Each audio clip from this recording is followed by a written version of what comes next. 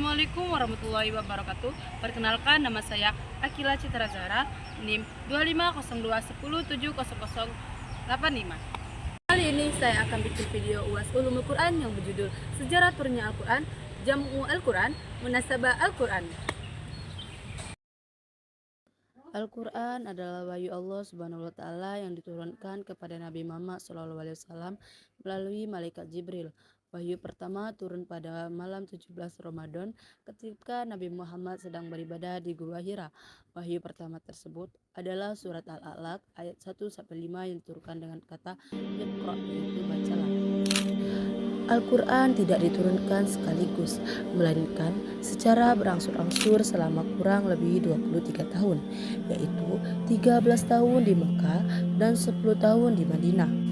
Hikmah diturunnya Al-Quran secara bertahap adalah untuk memudahkan Nabi Muhammad SAW dan para sahabat menghafal, memahami, serta mengamalkan ajaran Islam.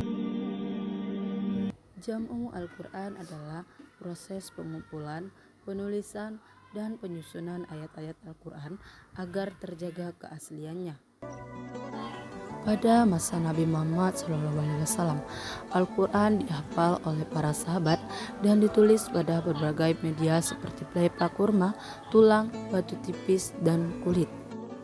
Pada masa Khalifah Abu Bakar Asy-Syiddiq, atas ulusan Umar bin Khattab, Khalifah Abu Bakar Asy-Syiddiq memerintahkan Zaid bin Sabit untuk mengumpulkan seluruh ayat Al-Quran dalam satu mushaf.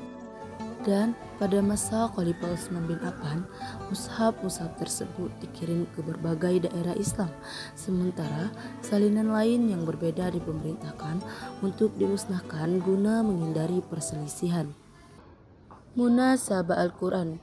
Munasabah Al-Quran adalah ilmu yang membahas hubungan antara keterkaitan antara ayat dan ayat, surah dengan surah, atau bagian-bagian dalam Al-Quran, sehingga terlihat keserasian dan keutuhan maknanya. Pengertian munasabah. Secara bahasa, munasabah berarti hubungan, kesesuaian, atau keterkaitan. Dalam kajian tafsir, munasabah digunakan untuk memahami mengapa suatu ayat atau surah ditempatkan terdampingan dengan ayat atau surah lainnya. Bentuk-bentuk munasabah. 1. Hubungan antara ayat dengan ayat dalam satu surah. 2. Hubungan antara satu surah dengan surah berikutnya. Contoh munasabah, hubungan antara surah Al-Fatihah dan surah Al-Baqarah. Dalam Al-Fatihah terdapat doa memohon petunjuk ke jalan yang lurus, sedangkan Al-Baqarah diawali dengan penjelasan bahwa Al-Quran adalah petunjuk bagi orang-orang yang bertakwa.